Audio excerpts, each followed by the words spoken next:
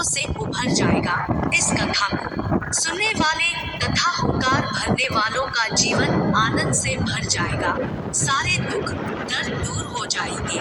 तो शुरू करते हैं इस पवित्र कथा को। एक समय की बात है, एक बार माता पार्वती की परम भक्त उनकी तपस्या कर रही थी। माता पार्वती उससे प्रसन्न होकर उसके पास पृथ्वी लोक पर आती है और संसार की दशा देखकर उनका मन दुखी हो जाता है। वापस कैलाश पर जाकर भोलेनाथ से कहती है, हे प्रभु, मेरे मन में बहुत ही चिंताएं हैं। मेरे मन में बहुत सारे प्रश्न हैं जो कि मैं आपसे पूछना चाहती हूँ और उनका समाधान जानना चाहती हूँ। महादेव ने माता पार्वती से कहा, हे पार्वती, आप तो समस्त सृष्टि की जननी हो, आप इस सृष्टि की माता हो, आपसे भला कोई बात कैसे छिपी रह सकती है।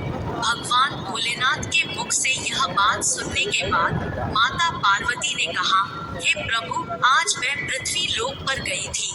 वहाँ मैंने जो देखा उससे मेरे मन में न जाने कितने प्रश्न उठ खड़े हुए। हे प्रभु, कृपया करके उनमें से सबसे महत्वपूर्ण 3 प्रश्नों का उत्तर दीजिए।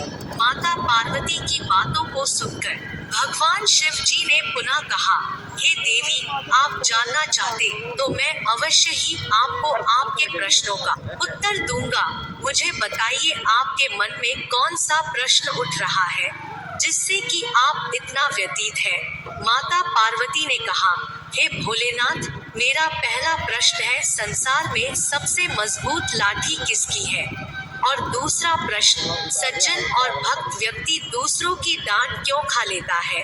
और तीसरा प्रश्न, हमारे अपने ही हमें दुख क्यों देते हैं? माता पार्वती के प्रश्नों को सुनकर भोलेनाथ ने कहा, हे देवी, आप ध्यान लगाकर सुनिएगा, क्योंकि मैं देखता हूँ कि मैं जब भी आपको कथा सुनने लगता हूँ तो आप निद्रा में चली जाती हैं। महादेव ने कहा, मैं आपको 3 कथाएं सुनाता हूँ।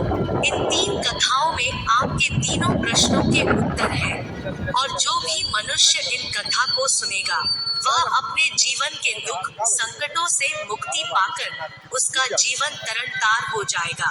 उसे